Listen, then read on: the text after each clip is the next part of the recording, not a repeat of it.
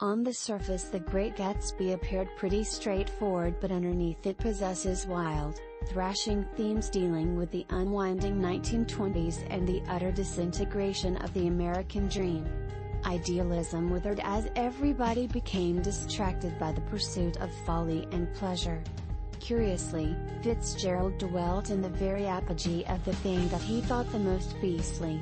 Like everybody else, he was reeling from the hell that was the First World War, immersing himself in the hedonist pursuits that the 1920s boom allowed. It doesn't mean he or anybody else thought it the right way.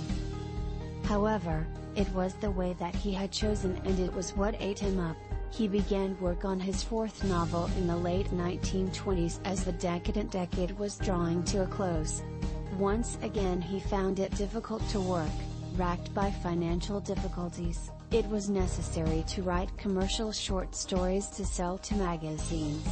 His strive was compounded by the tragic diagnosis of Zelda with schizophrenia in 1930, which would dog her for the remainder of her life.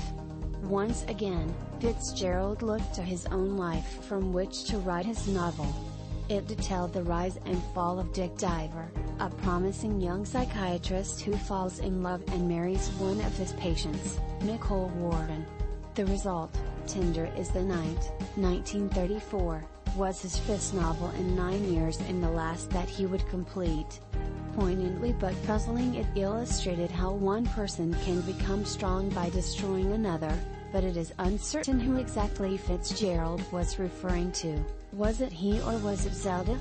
It took him almost a decade to write. He started it immediately after The Great Gatsby was published in April 1925.